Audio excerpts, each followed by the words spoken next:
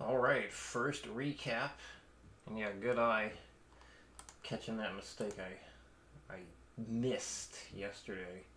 Definitely needs to be a 10 there to keep that pattern going. All right, as far as like how to practice, you basically already started doing it, which is great. So it's going to take like 10 to 15 minutes per thing that you work on. It's also important that you spend only like 10 to 15 minutes per drill. Part of that reason is to make sure you get an even amount of time with all three and to make sure you're not overdoing it. A common mistake people have made before I started putting these time limits on things is, let's say they would spend 30 minutes on the first thing and just really wear themselves out on it, and then they spend like 10 minutes on number 2 and then just a couple minutes on number 3. But we want to have a good amount of work for all the stuff that we do. So think of it this way. You're going to spend 10 minutes getting each thing or individual thing. So 10 minutes number 1, get it as fast as you can. After that point, you want to start thinking about wrapping it up.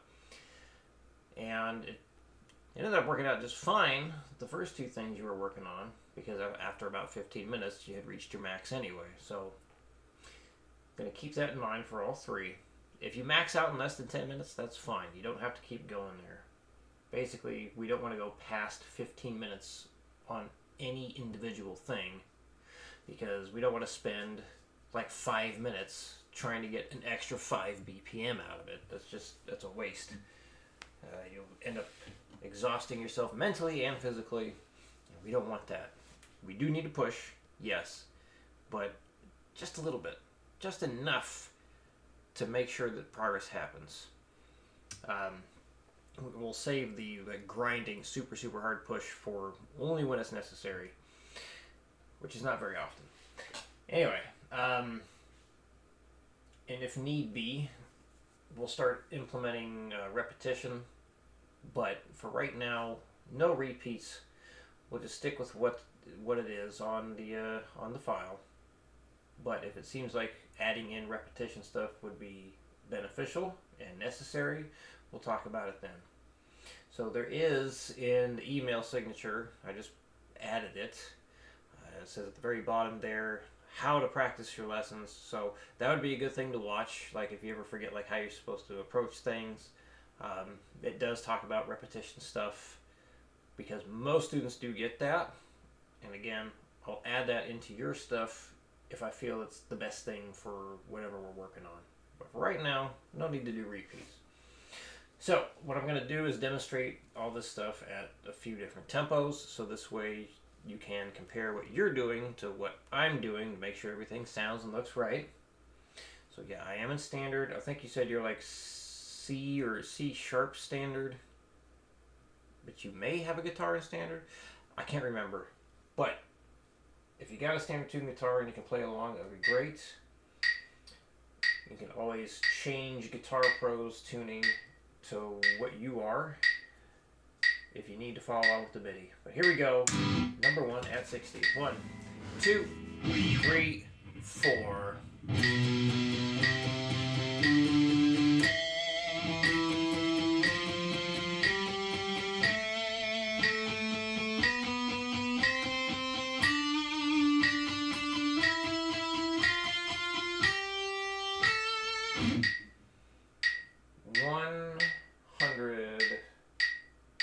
One, two, three, four.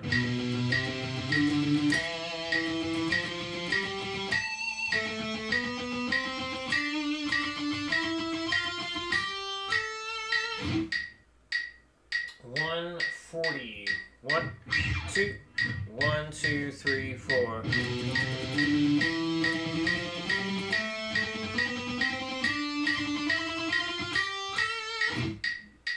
$180.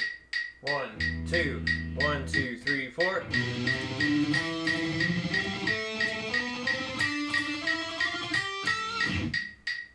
$220. 1, 2, 1, 2, 3, 4.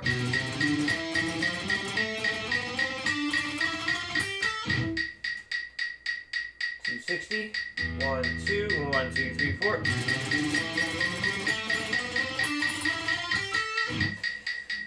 And 300. 1, 2, 1.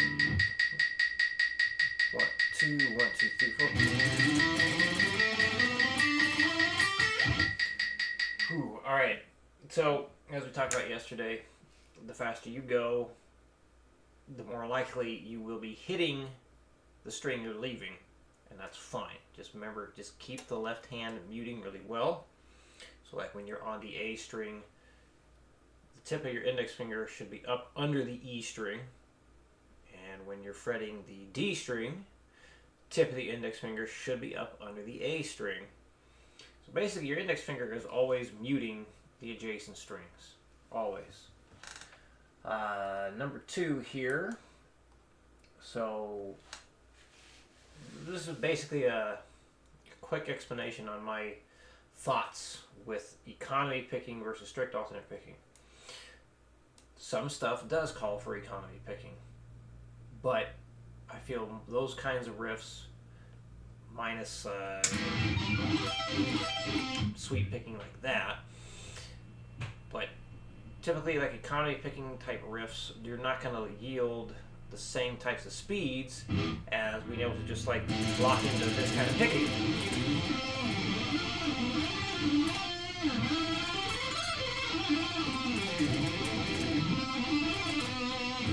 Because, you know, with those speeds there, like I'm really just locked into just keeping that constant down up the whole time, and I'm just keep that motion going. With economy picking, you would have to, you know, stop that motion depending on which way you're going to be going, and, you know, do a couple downstrokes in a row or do a couple upstrokes in a row. So I feel that, yes, you can get quite fast using economy picking. Some people are quite happy with how their speed is with economy picking. But if maximum speed is your goal, economy picking, scale type runs like that, it's not going to happen. At least I have never seen it happen. If someone can economy pick stuff like this,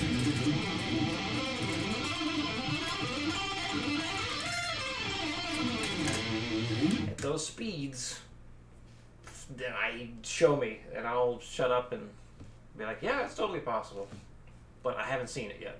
So that's why I stand by, if you want to play your fastest with stuff like that, strict alternate picking is the way to go.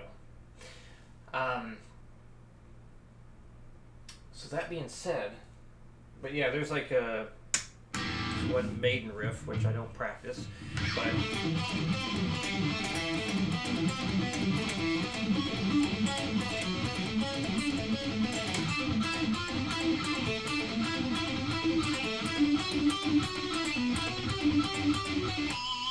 that is economy picked. Well, at least the way I play it is economy pick, because it feels like the easiest way to pull it off.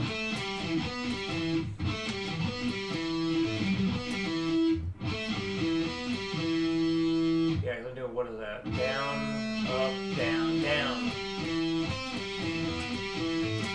So I am doing 2 downstrokes in a row. I did try alternate picking it at first, but it felt like too much work. I just having to keep crossing over the strings again and again. So economy picking that riff made the most sense to me. But that is not something you're going to get, you know, those kinds of speeds. So economy picking has its place for sure, but not for speeds that are so fast most people don't care about. I like playing things that are fast enough people don't care about, because I have fun with it. 60 beats per minute for number 2. 1, 2, 3, 4.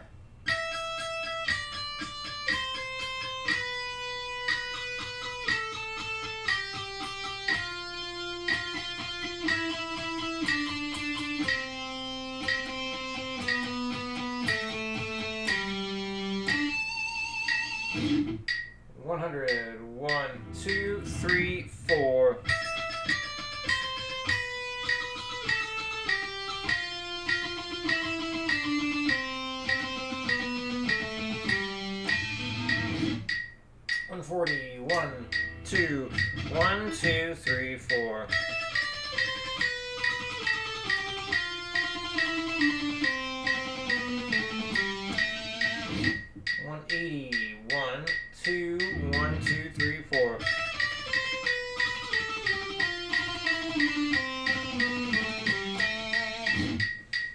20. 1, 2, 1, 2, 3, 4.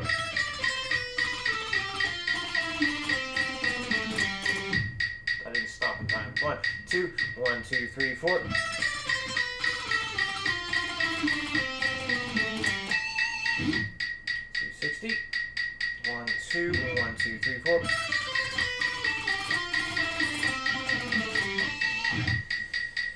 And 3. 1, 2, 1, 2, 4. Ah. 1, 2, 1, 2, 3, 4.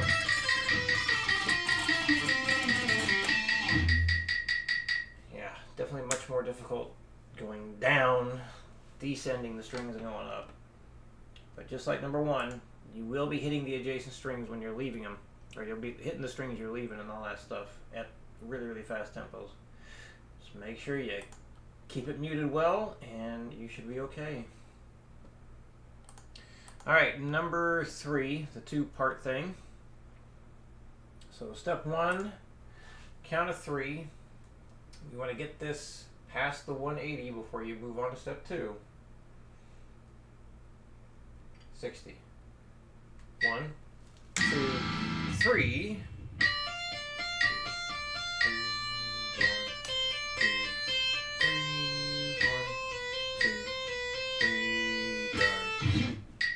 120.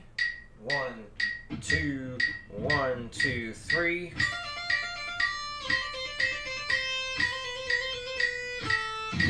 180. 1, 2, 1, 2, 3. And 200. 1, 2, 1, 2, 3. Ugh. 1, 2, 1, 2, 3. 1, 2, 1, 2, 3.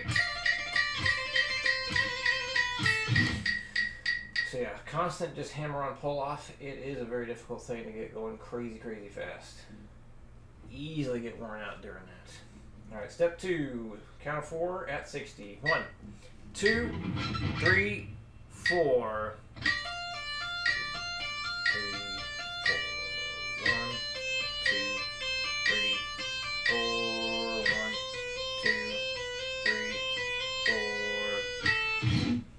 120. 1, 2, 3, 4.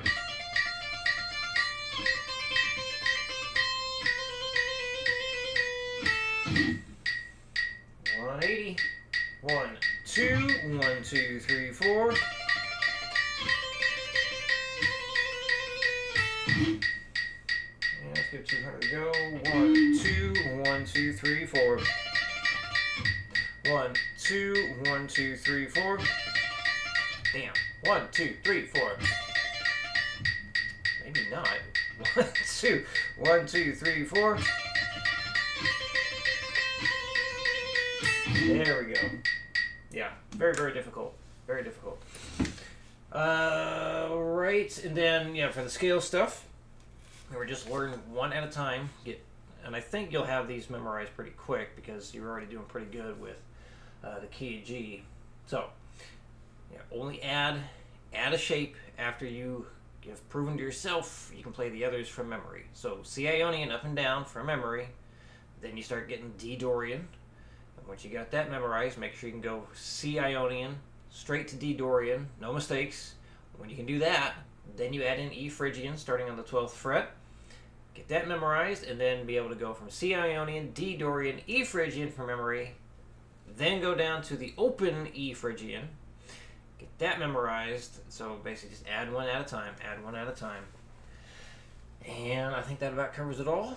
So, yeah, like I mentioned in that email, like, solos are such a, man, it's a really difficult thing, because even if, like, you can play, like, one solo, just any solo, really, really well, and there's, like, we'll say, arguably really fancy, difficult things in it, doesn't mean that's going to allow you to play someone else's solo with the same level of proficiency right away. Like, for me, learning solos has always been, well, it's tough, it's difficult, it's a struggle, because that's what somebody else has done for who knows how many hours, countless amount of hours, doing what works well for them and just drilling it until they're basically not even thinking about it anymore.